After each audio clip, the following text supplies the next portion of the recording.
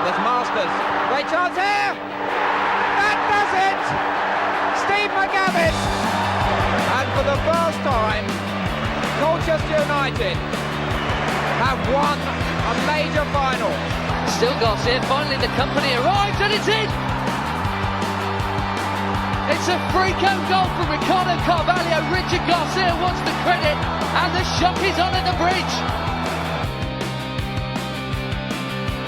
And it's promotion for Colchester United. They've made it into the championship for the first time in 69 years. Porter, being held. There is Porter, and that's Walker!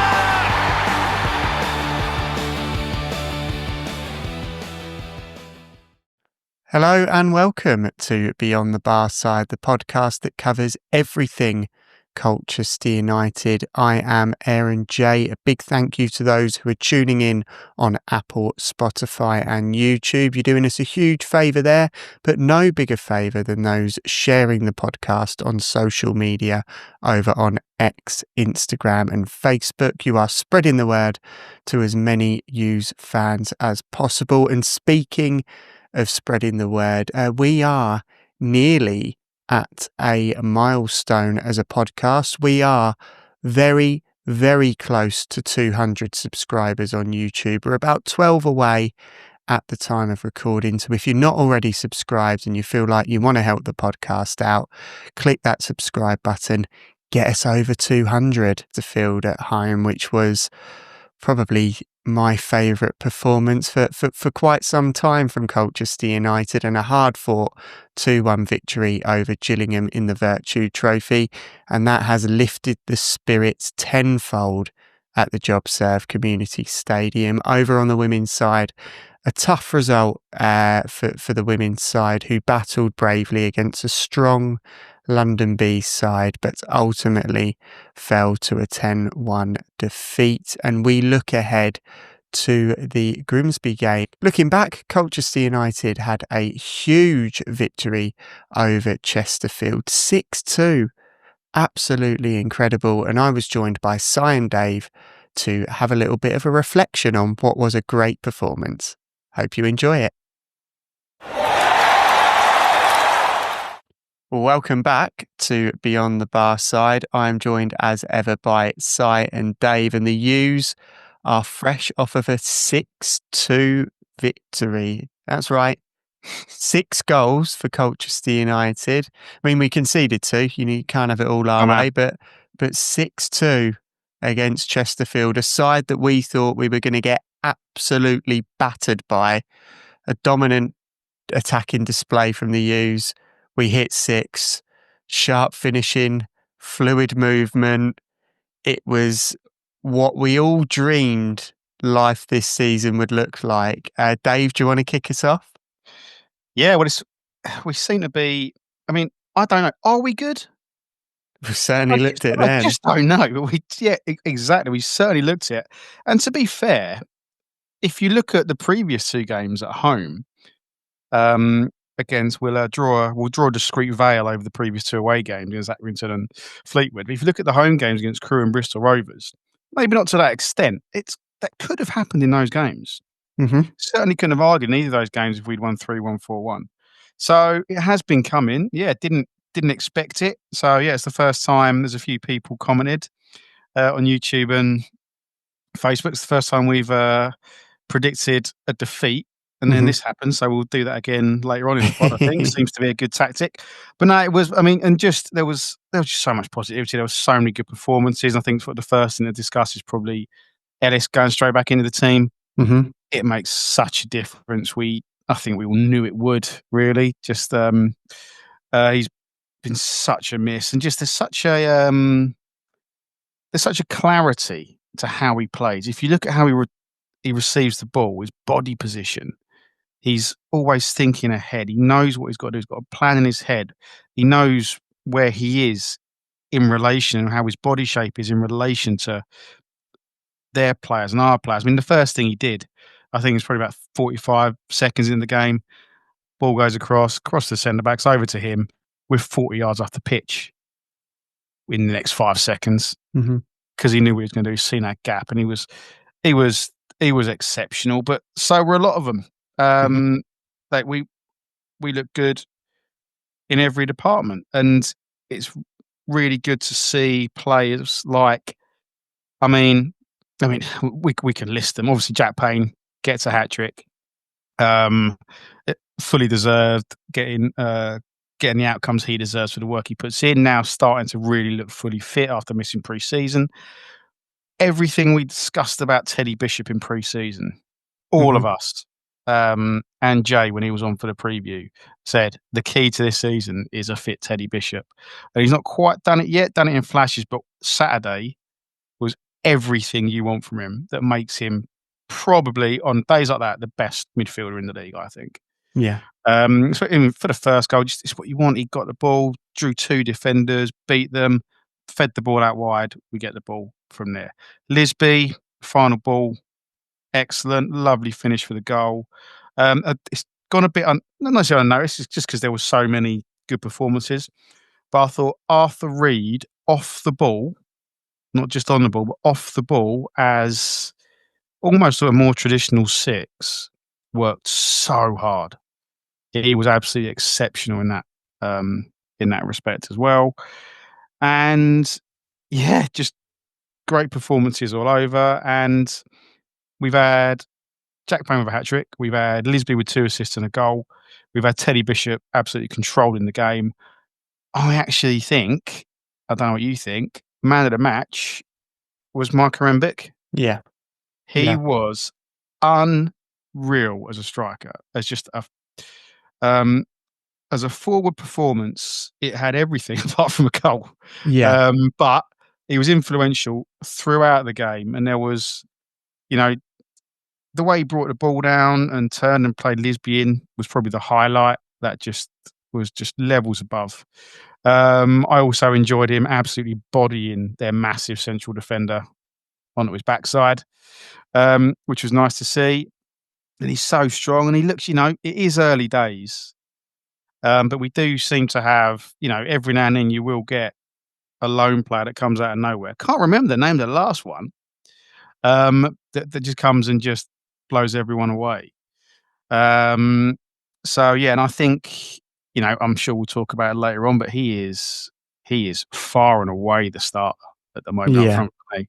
Yeah, we will. We'll look at Micah and Bick a little bit later in this bit, because I thought he was exceptional as well. I thought for an 18-year-old young man making his first sort of steps in the senior game, it's his intelligence and his knowledge of the game really do go far beyond his years. But we'll start with Ellis Iandolo. A welcome boost to see him back in the side. I wasn't overly expecting to see him start. Obviously, we'd heard that he was back on grass and that he was close to full fitness, and I assumed we'd see him midweek rather than on a Saturday, and that he'd be eased back in. But Danny and Nicky obviously felt that the side needed that balance and experience down the left-hand side, and the effect that balance and experience had on the left-hand side and across the pitch generally was absolutely substantial. Si, how important was it to get Ellis back? Oh, massive. You could just see that from the moment we started. I think we gave performance on Saturday that we all looked as how our season was going to go.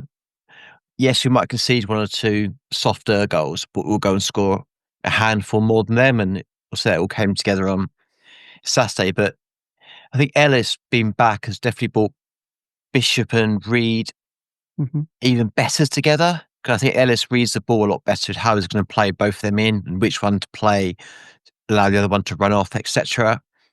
So yeah, it was just an all-star, very rounded performance. See, Embiid was fantastic, but it does show you how much we were going to miss Ellis at the beginning of the season, obviously, and Payne when he was injured. Now those two are back and fit. We've definitely got the sort of the engine running, as they say. Be interesting to see when our other injuries come back, how they fit in, because quite frankly, you would not change anything about Saturday's team. It's interesting. It's interesting, isn't it? Because I've listened to a couple of other podcasts, sort of focused on Football League and League Two. Not as good as ours, And but yeah, go on. Of course, I generally don't acknowledge other podcasts that exist, but I thought, when you score 6 goals, you listen to the lower league podcast. Yeah. And I think pretty much all of them mentioned that we had some 9 players out injured. Yeah. Which is true and is affected it. But if you look at it, that's starting apart from Flanagan, potentially Perry, I guess, if he'd have stayed fit. But other than that, and now knowing how Mbick is and what he can bring, you'd argue that probably is our strongest 11. Yeah, definitely. Yeah. Perry would. I think the idea was Perry was going to start, and then Reed and Bishop play more of a sort of alternative role, starting and finishing, because like Bishop's had issues with his illnesses and stuff like that, and I think it would alleviate that issue. And obviously, Flanagan was coming, but even now, see, Flanagan will come back in when he's fit. There's no doubt about it, and he probably will do what Ellis has done and come straight back in starting. But you've got to feel for whichever one of the 2 centre backs he does sort of push out the team, because nobody. I think really it'd be deserves to be dropped. Araujo. It will be him, because obviously Tucker's done so well as the younger and all that. You can always put him into midfield, couldn't you? Push people ding, around. ding, ding, ding. No, get that in quickly. But yes, it's a difficult one, because we've kind of almost stumbled upon an 11 that works really well, that maybe people would have put together. And going back to the Saturday as well, Harry Anderson deserves massive credit. He doesn't necessarily get all the plaudits. We obviously got 2 goals, but just the way he's followed for his second goal, the presence of mind to just do what basics of follow that ball in, not stopping how it's going to go. He followed it in, rebounded it, and it went. Yeah, I think it shows why Danny speaks so highly of him, that sometimes doesn't get noticed as much. Yeah, definitely. So go on, Dave. I was saying it was nice just with regards to that, relative to that Harry Anderson second goal.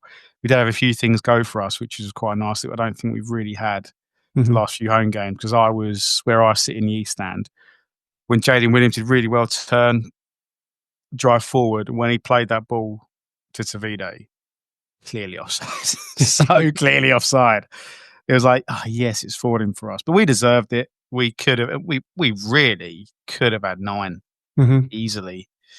But no, it was just such a fluid performance, and it's obviously Kyrese Lisby has his obvious excellent traits, namely his pace. But if you look at what happened against Bristol Rovers, with just regards to his finishing, and maybe not, and the same against Accrington, he's obviously worked on it, and he's put the practice, and whether it was criticism, maybe whatever you want to call it, and he's used that, and it was a great performance, as a provider and a finish. It was a lovely finish. Yeah, absolutely. And those were the 2 names that I had next on the list, with Harry Anderson and Kyrese Lisby. Obviously, sorry, both no, it's perfect. It shows that we're on the same wavelength, because they both chipped in with goals, and Anderson's goals. There was a little bit of a rub of the green for the second goal, but the first one, he was in the right place at the right time. It was the end of a well worked move that we were able to finish off. That earlier on in the season we wouldn't have been able to finish off. It would have been it would have gone over the bar. It would have hit a shin. It would have done something. I think, and I'm not sure with the I just very quickly. I'm not sure with the confidence of the players, not the ability, the confidence of Edwards or Gordon. I'm not sure they would have been there in that position for the first goal. I think that's fair enough. And then you go over to Kyrese Lisby as well. The composure that he showed for the goal, it really did.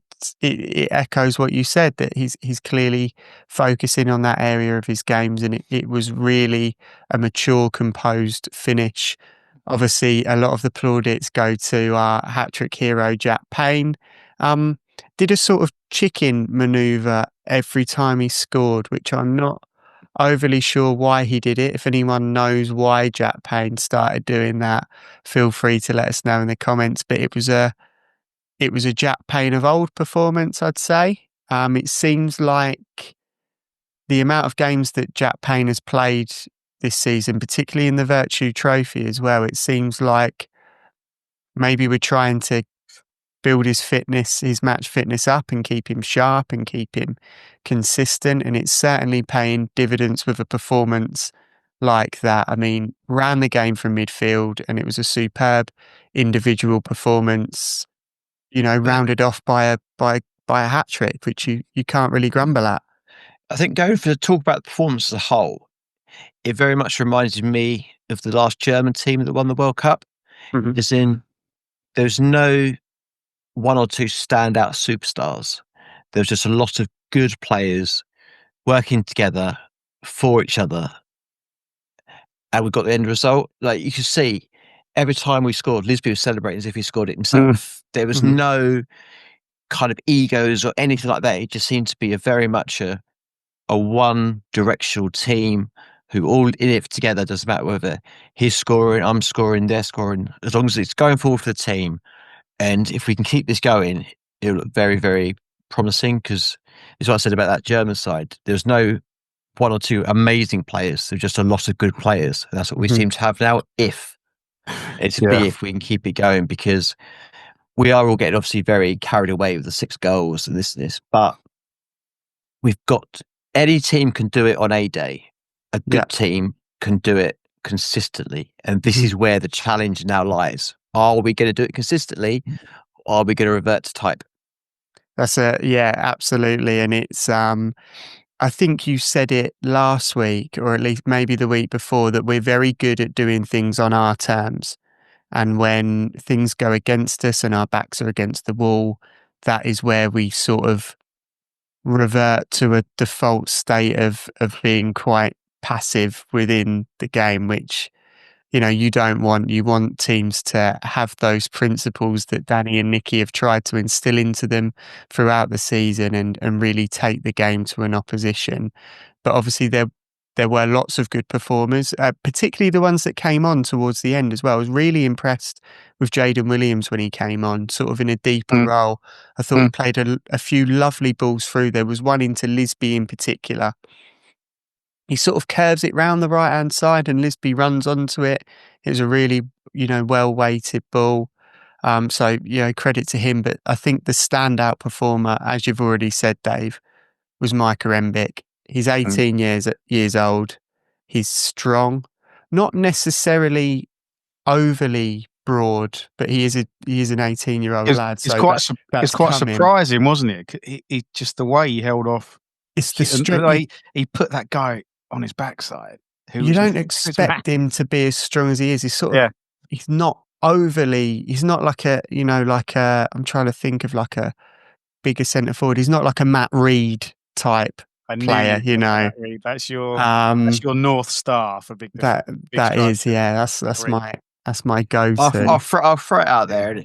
Sorry if it's been negative here, but Embick is everything Samson thinks he is. Okay. There's definitely part of it you can see. Because what he did on Saturday is kind of what we all hope that Samson does when he comes on. And I think there's a bit of it, and I think Embick's just, whether it's natural, whether it's how he's been coached, he just uses his body with the way he holds himself, probably gives him a bit more of a sturdy platform. I think he's got a better touch, certainly. And he can finish one-on-one chances. Yeah, there is. We'll come on to that. Yeah. But there is that, and just the attitude to just get on with it and carry on. Like I said last week or the week before, I think sometimes a bit too much is made of the way Samson, but it is annoying at times. And I say at times, a lot of the time. I'm sorry, but you can really tell the difference. And I think Samson is. I would just my opinion. I think because he's not necessarily got the goals he wants to get, I think he spends too much time getting involved with defenders to try and influence the game that way. almost to try and do something more rather than just playing the game. And if you look at, trying to remember sort of some of his better performances, I mean, Port Vale is one that sticks out for me. Exactly what I was going to say. That Port Vale goal, he got in front of the defender, used his body on the defender, but then thought about the ball. He had a picture in his head of where the space was. He won the ball and he went there. He used his pace. He held him off and he calmed himself down and finished. And that's what he needs to do. So you'd like to think if and when one does go in for him, he'll start to calm down and start playing the game more on as it comes to him rather than focusing on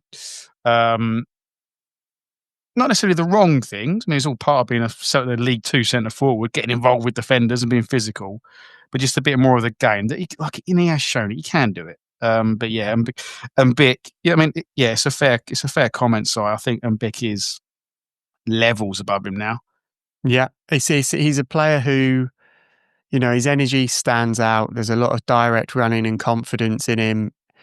There's a lot of excitement around his potential from Hughes fans, although Charlton fans didn't seem overly impressed with him. They were surprised that he got an EFL move. A lot of them did state that he had that raw talent that we're definitely seeing. In regards to the way he's coached at Charlton, Danny Hilton is one of the coaches at Charlton, first team-wise. I mean, that's not a bad person to learn from. He was really good at this level, done it in the Football League. And I suppose the way that he sort of uses his body, and you can see shades of Danny Hilton in him.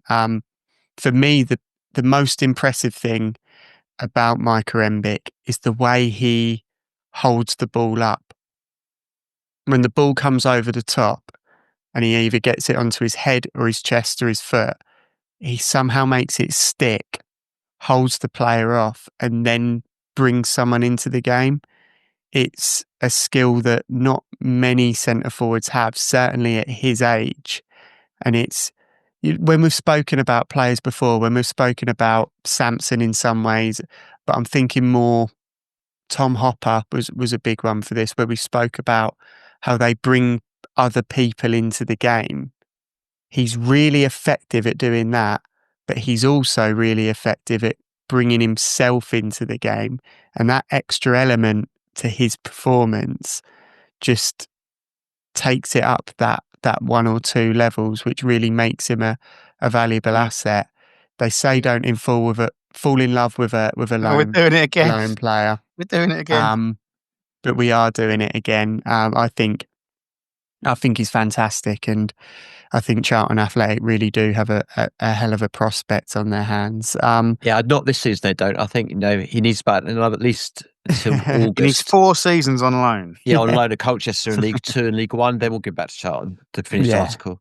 I think that's a lovely idea. But the overall team performance, I think the U's looked cohesive, confident, ruthless in front of goal.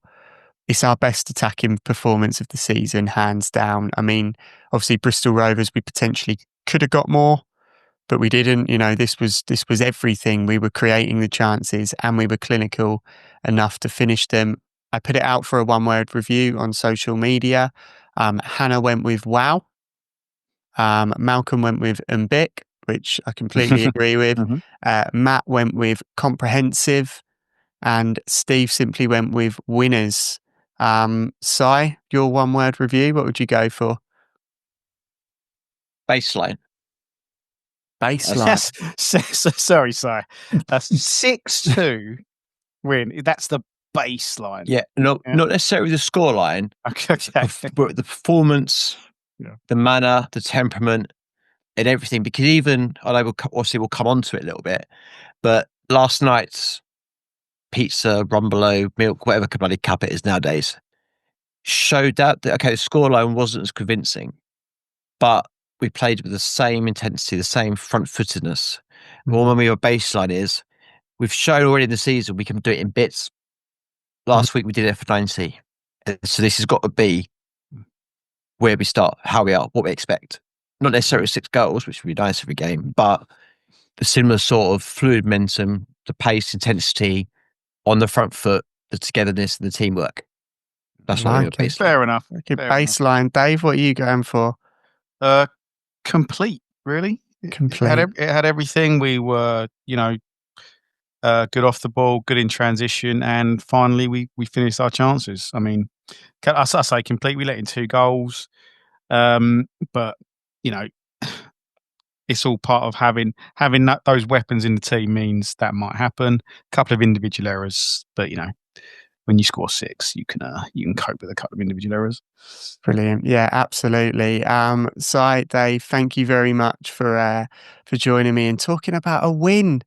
It's amazing, isn't it? I did not think we'd be 15 into this now. Yeah, I did not think we'd be 2 15 wins in in. talking about our first home win.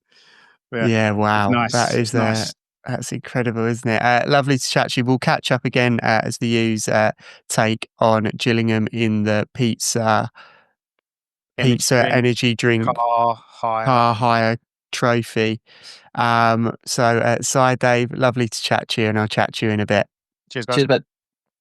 Huge thank you to Si and Dave there for joining me, and it's now time for a new feature, something that we've had briefly on the podcast. It's time for the News Memory, where Colchester fans get in touch to share some of their favourite memories from their time supporting Colchester United. And this week, I was joined by U's fan, Ashley.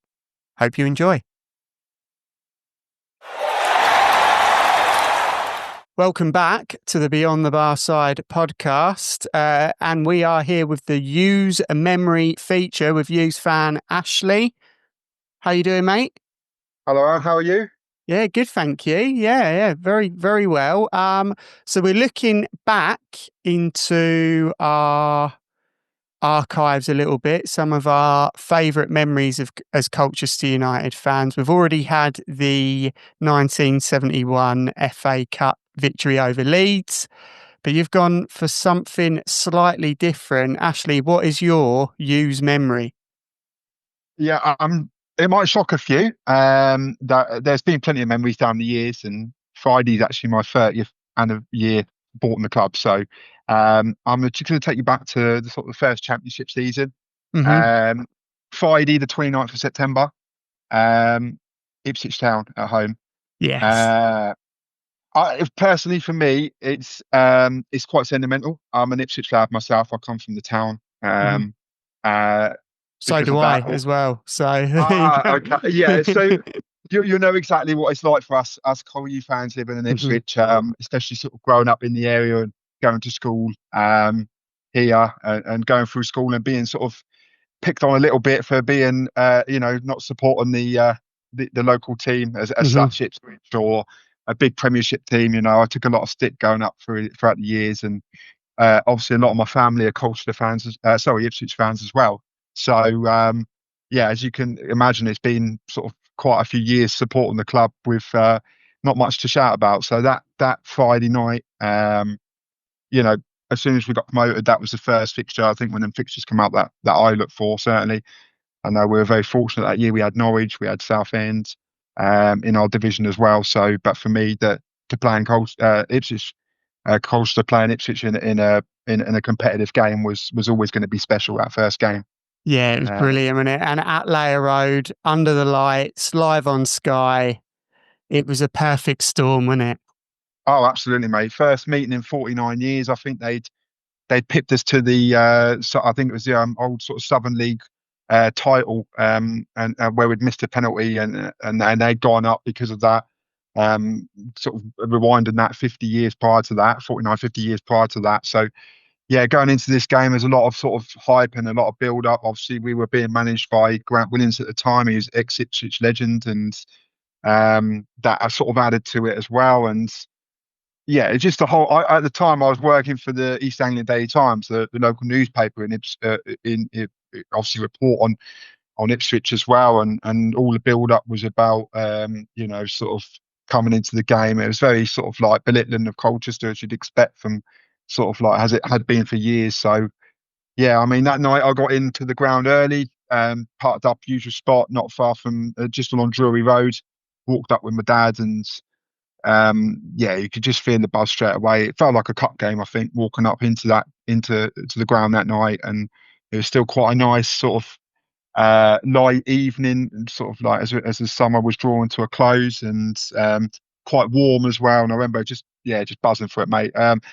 Got to the ground, got me spot on terrace 3, and the atmosphere was just electric. Because even sort of like 45 minutes now before the game, and it was just fantastic. And the Sky cameras there. I think it was the first time they'd been down to Layer Road since I believe it was probably since the Man City game when we had them down there. So it'd been a fair few years, but it was just everything was there, wasn't it? It was set, mate, and I'm sure you remember it well. But it was a strange one for me because I'd have been at school at that point. So the school I went to was sort of halfway between Ipswich and Colchester. So you'd think there were a few more Col U fans there. There weren't. It was just me. So I was on one side of a bit of a hammering throughout the week. We're going to beat you. We're going to do this. We're going to do that. And where I stood, I was in the family enclosure. Always stood on the wall. My dad and brother would be about sort of 4 steps up with a little bollard thing in front of them. And the thing that always stood out to me, I think it was John Mackham went to take a throw in, and he sort of leant back over the wall, and he couldn't quite fathom that there were kids just sort of grabbing his shirt and like pushing him and stuff like that. For a lot of those Ipswich players, it was a bit of a culture shock. In fact, for a lot of the teams in the division that year, it was a bit of a culture shock coming to Layer Road, and I think it gave us a huge advantage throughout the season. Absolutely, mate. I think you hit the nail on the head there. I think certain players, Lee Hendry, got a bit of stick when he come down. Darren Huckabee, so these players they come down from like Premier League clubs, and then coming to Layer Road. I mean, we loved the place. It was our home, wasn't it? But the place was falling apart. It was ramshackle, and there was sort of like one entrance in, one entrance out on most of the ground, wasn't there? So it was just a complete culture shock for these players coming, and that played to our advantage. And it was the same with the away fans. We'd get all season long, our garden shed is bigger than this, and all that malarkey that we got from the away fans. And it was the same with Ipswich fans. I remember them. As I say, we were in terrace 3.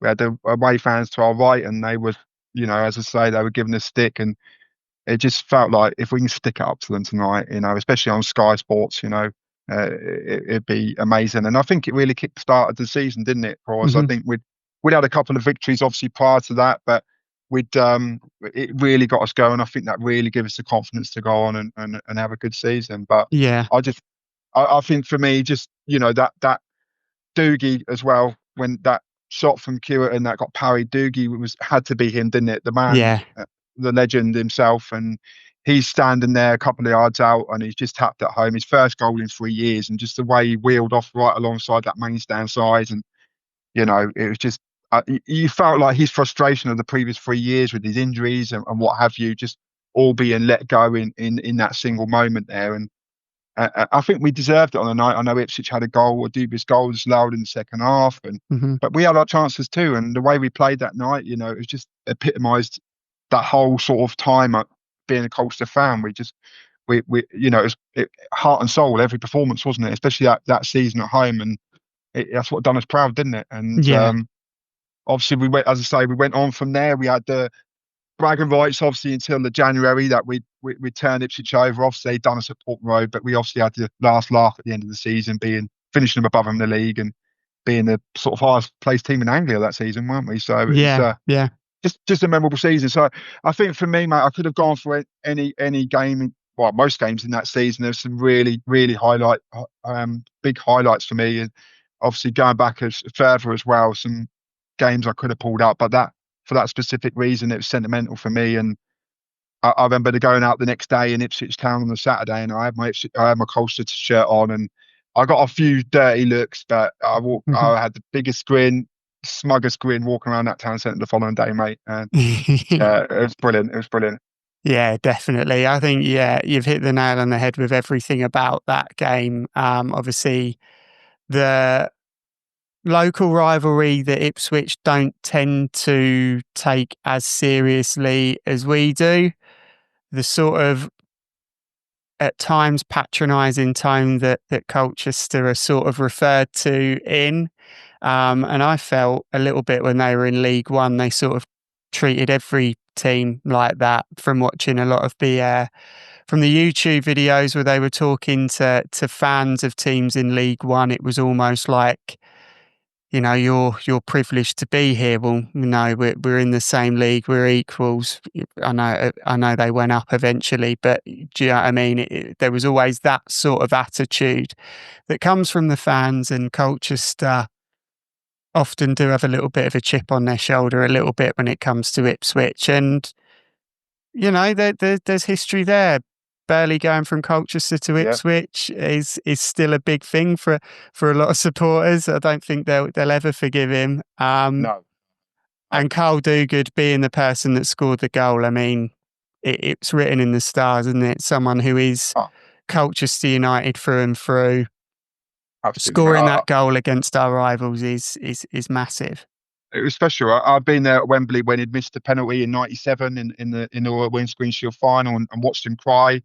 I'd been there away at Bournemouth the previous season when he'd run down that side in front of the away fans and put the ball across for Scotty Vernon to score our winner, and celebrated with us like he'd scored the goal himself. And obviously we were there, probably yourself as well, at Yeovil on the final day when his tears were tears of joy, you know. So we'd seen it all with him, like I say, the injuries, and he'd had his tough times with the fans as well. You know, he'd had a bit of stick at times, but, you know, I mean, as I say, the bloke's a legend. You know, we were there last year at the Barrow game, last game of the season, and he's in the South Stand with the fans. So you know, he's one of us. And as I say, for him to score that goal, it was just special.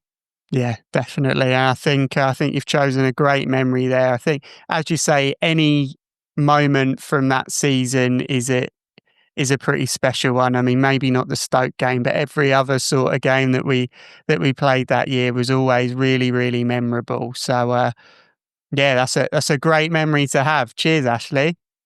No worries, mate. Thank you very much. Cheers, mate. Take care. Cheers, buddy. Welcome back to Beyond the Barside. I'm joined as ever by Si and Dave, and it has been it's been a double game week for Colchester United as the U's played in the Pizza Car Insurance Energy Drink Trophy, LDV Vans Trophy, Auto Windscreens Trophy, whatever you wish to call it. That is what it's called. But we played Gillingham at home and we won 2-1, 2 wins on the bounce for Colchester United. I never know whether the Virtue Trophy counts, but it was a performance nonetheless. But we need to start at the most important part of that performance. And a young lad, academy product, comes into the squad, 17 years old.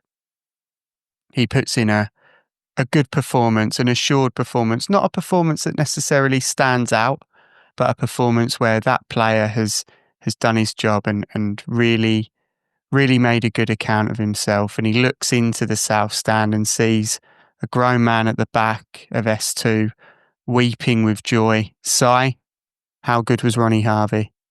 You've done him absolutely no credit there, going. He comes in and puts an okay performance, fairly assured. He was absolutely solid in that midfield. He looked like he was on game sort of 400 or 500 his career. It's like his first proper season playing men's football. You know, yes, he did. Okay, he doesn't do stuff like spectacularly, but he does everything he needs to do and does it very well. He's got the fitness to keep going for the whole 90. I think even Danny said in his post-match interview that we was trying to sit deep at times. He looks up and Harvey's got the ball just driving his way quite happily forward. His Jokey says he's going to have to talk to him about that. But no, it's all jokes aside. I think he's shown why he's going to be the next academy prospect to break through. Yeah. He's got everything he needs for that position. He's got the potential. He's very grounded. If you listen to he did post-match press as well. He's very grounded in that. And yeah, no, I think it was a sort of game where fringe players have got to come in and show why they should be in the match day 11 for the league games. And yeah, I don't think he's done himself any disfavours. Just added to what I've been saying pretty much since we started this pod about how it's come on, especially like from the Malden game. But Yeah, he's absolutely brilliant. Yeah. No, Yeah, I thought you did go him on. down a bit, Aaron. Sorry? I thought he was better than you suggested in your little opening. I'm going to say tirade. I wouldn't say it was a tirade. No, I it think a wasn't a player in tirade. that position, I know. they But don't no. necessarily stand out. But No, what's but really good about it is they do their job and they go about I know things what you're saying. But quietly. no, he did do really well. And one thing that did impress me was after we scored the second, Gillingham sort of obviously pushed forward a little bit, went a bit more direct. There was one moment where long ball went in.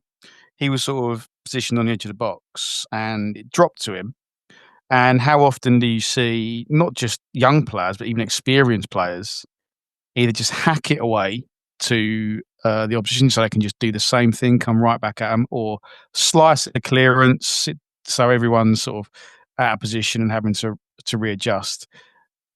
He got the ball down, got his head up, played it away, kept possession. He played really well, but that was the most impressive thing for me. So yeah, Sai must be so proud. Oh, definitely. And as well as taking the fouls. Well, a couple of times he broke up play by putting in those. He knew he wasn't necessarily going to win the ball, but put the tackle in.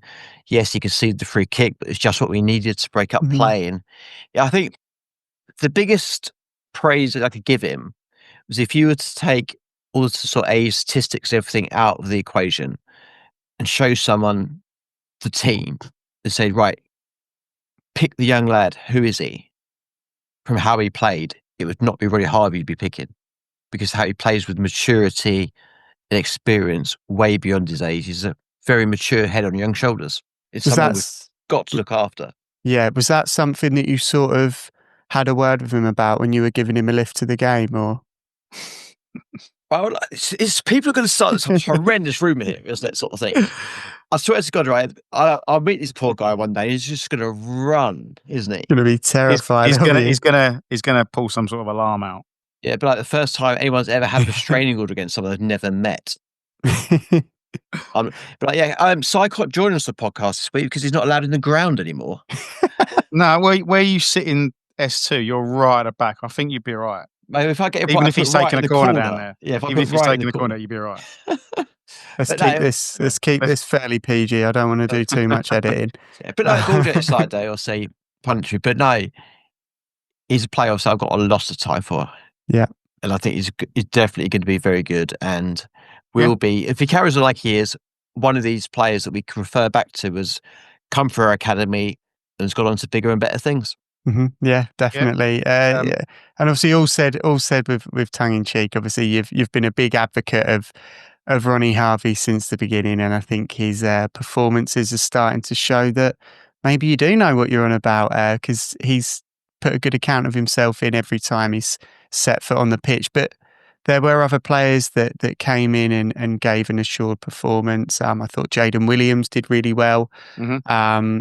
I think even against when he came on in the, I think I've already said this, haven't I? But when he came on against Chesterfield, he's playing a little bit deeper and he sort of, I don't know, he looks good with the ball at his feet. He looks like he can be a really creative outlet. A couple of times you saw, in the first half actually against Gillingham, I know nothing came of it, but a couple of times when he did get the ball and he gets the ball, if he gets the ball with his back to goal, he can still make something happen on his own. Mm-hmm. Turn a player, so yeah, he looked good. I thought Kuffour did well. Yeah, that was the next one to bring in. So Sam Kuffour Jr. For U's fans that don't know who he is, he was very much featured in the U squad throughout pre-season, and it was sort of before the signing of Baldwin and Araujo came in. We wondered whether him and Frankie Terry were going to be the third and fourth choice centre-backs. He went out on loan to Hornchurch. He came back on Saturday. We're unsure whether it's an injury with Baldwin. We suggest it is injured.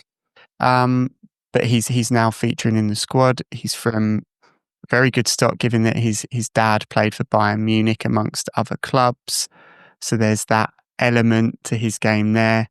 He comes in against Colchester for his senior competitive debut against Gillingham, and does all right. No, he did good. He covered really well, looked quick. and looked too short on the ball as well. Mhm. A couple of times he got a couple of passes that he wouldn't have thanked the players for. But no, he took it well, didn't panic on the ball. And yeah, his attributes certainly look like his pace Mhm. and his strength. So yeah, I think he's another one. Certainly, probably not this season, but next season we can maybe really see him. Maybe when Tucker goes into midfield, before can Yes. come in. Let's And, move on. Let's Yeah. move on to Grimsby before Si gets You have on this Tucker and train. Harvey in midfield. Be like, that's Oh, it. We've won the God. league, haven't we? you could have everyone else could be an attacker based on that, which Yeah. would be really cool. Also, want to just sort of shout out that Arthur Reed came on, really assured performance, caps it off with a goal, which Oi. brilliant. Great to see Arthur Reed on the score sheet, and Micah and Bick as well had a really good cameo there too. But we look However, forward. Mbic, Go on. Mbic did scare the living daylights out of me, though. I don't know if anyone's seen it on the highlights, but Told when you he to leave his scored, mate alone. Yeah. no, when he scored, he went down holding his hamstring, Oh, did he? and I was like, no, please, no. But luckily, I think it was just one of those reactional stretches, and I think he got a knock as he sort of went. Oh, But it's like, no. But you know, when you he kind was of fine. see He it, was this fine is after. just our luck. But yeah, he got up, played on, obviously played the rest of the Yeah. game, was absolutely running around fine. But it was a sort of heart in the We- mouth moment. But we set up Reed to win the penalty, didn't he? We were running Yeah. behind. Yeah. So, Again, by doing yeah. what you said earlier in the pod about holding it up really well, to then look intelligently, so play it back across the box. Yeah. And before we look ahead to Grimsby, obviously there was another key moment in the Gillingham game, which I think would be amiss not to mention. The ball comes across the face of goal.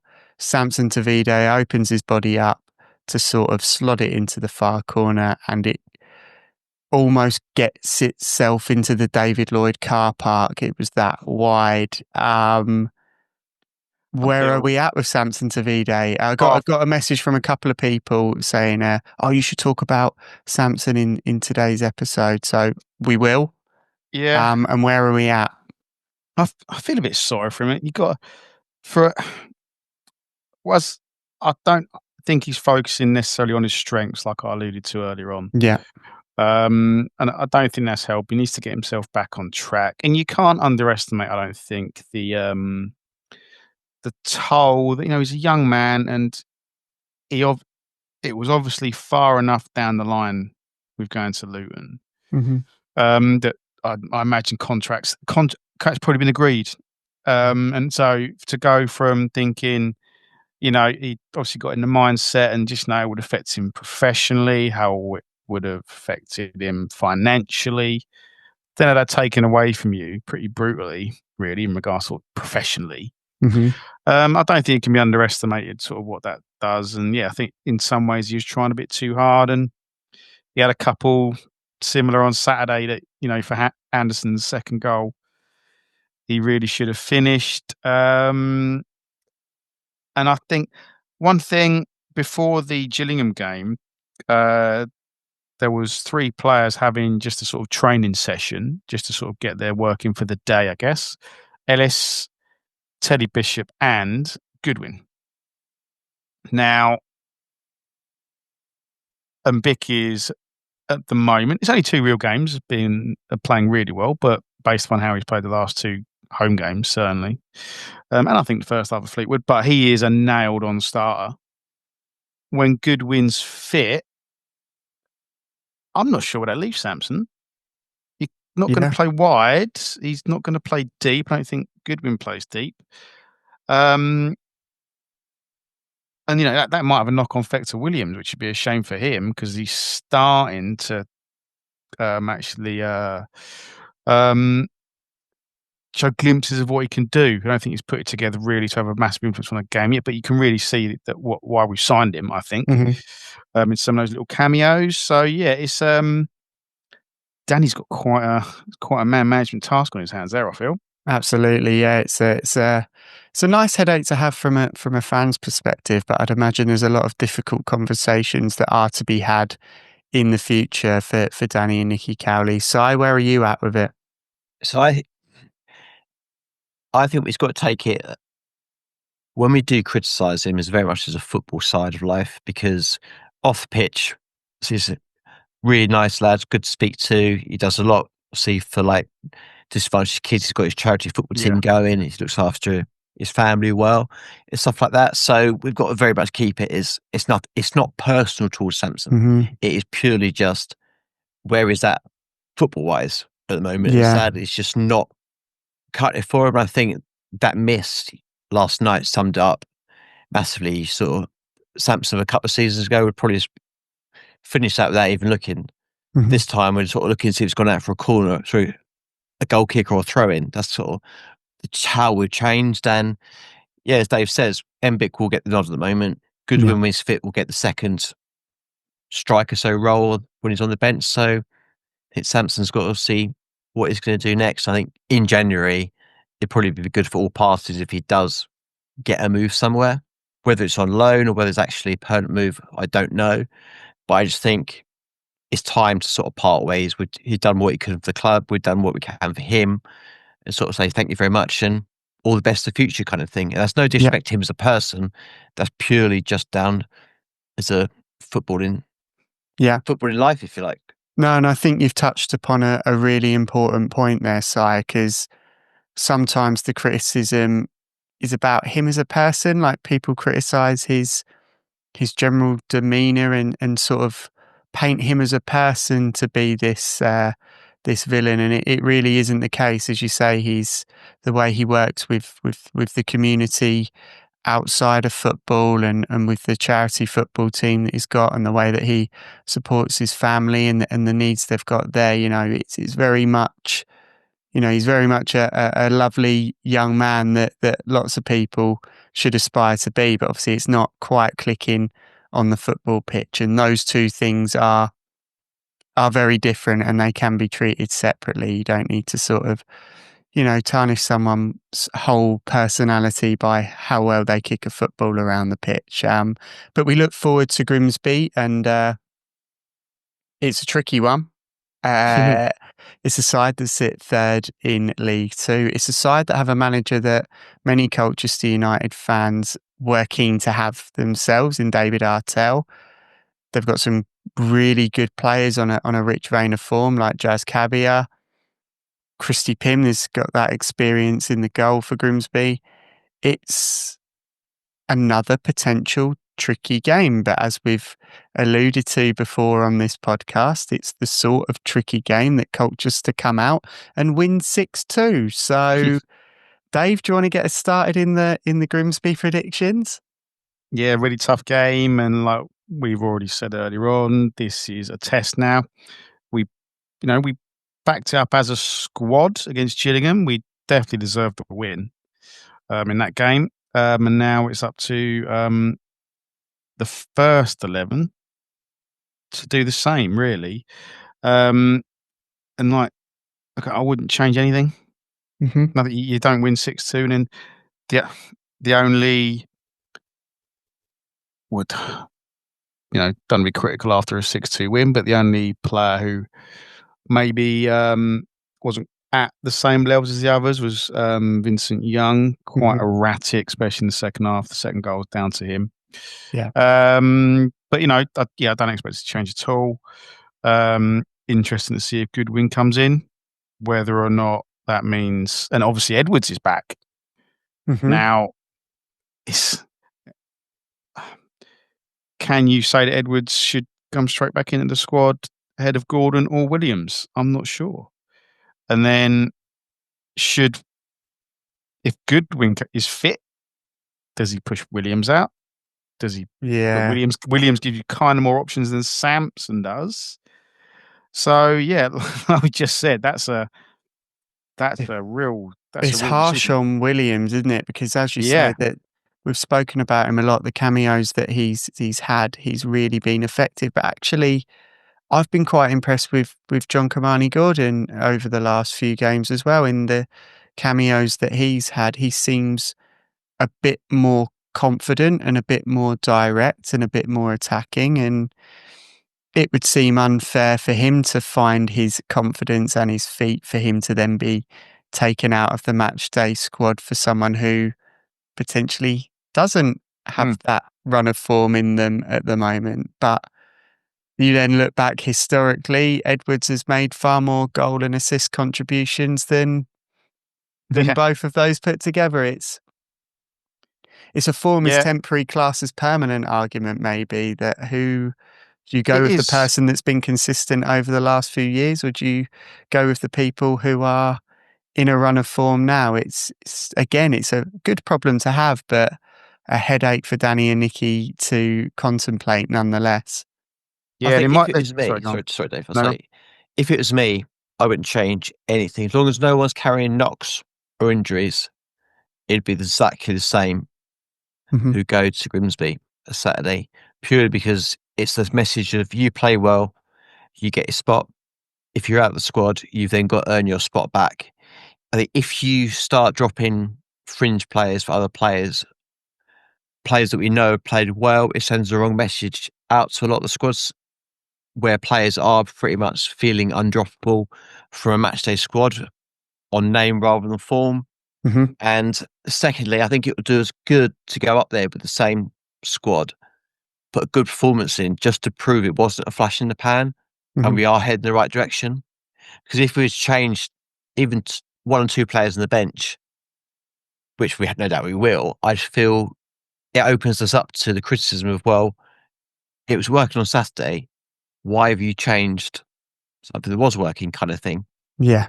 I think it would be better. And the only obviously one that will be if Tom Flanagan's fit, he will come straight into that side. Yeah. No, I think, completely fair. Dave, anything to add?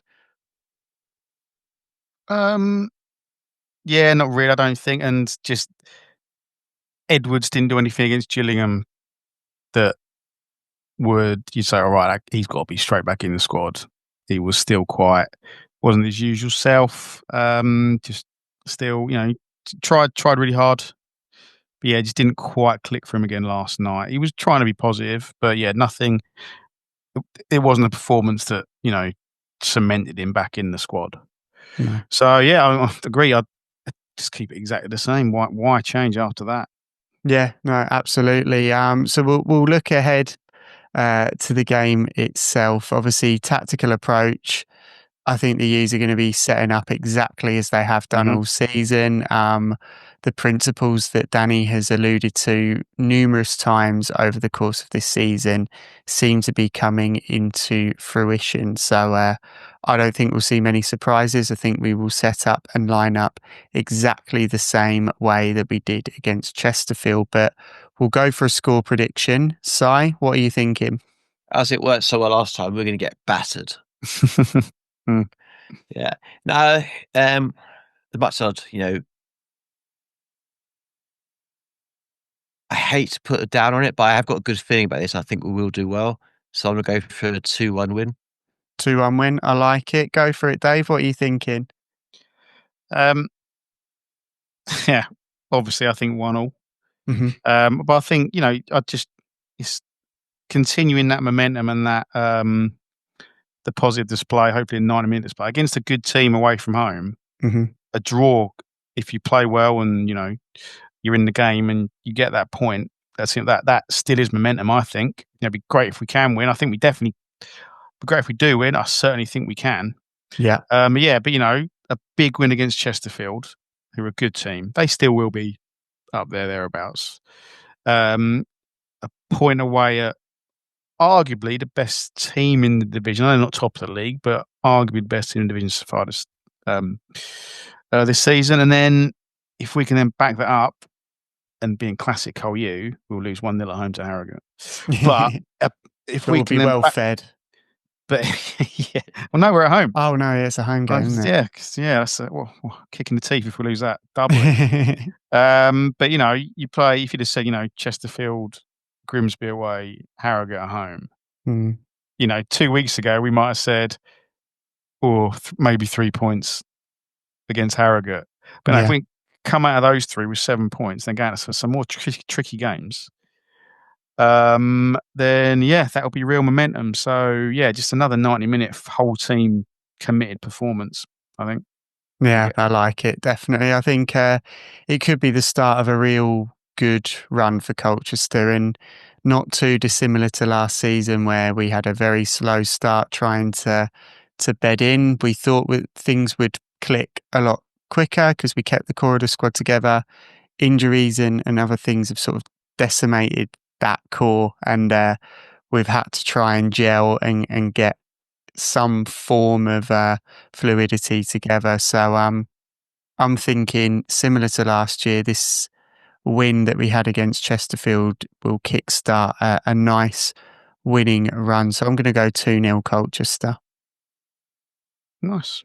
Yeah, there you go. So, Dave, lovely to chat to you as always, and hopefully we're correct this time, and the U's absolutely batter Grimsby. But thanks for chatting to me, guys. It's great to talk.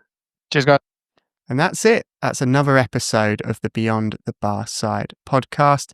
Thank you very much for listening and tuning in. And if you haven't already, please feel free to share this episode and all the other episodes with your friends, family, enemies. I don't really mind. And I'd like to end the episode just by sending my condolences to the friends and family of young Grimsby fan Jaden, who unfortunately passed away earlier in the week. And I hope the U's fans travelling to the game at Grimsby on Saturday will join the Grimsby fans in a minute's applause on the 22nd minute to celebrate the life of Jaden. On behalf of all Colchester United fans, I'd like to wish my condolences to Jaden's friends and family, and hopefully all U's fans will join in that minute's applause. Up the U's.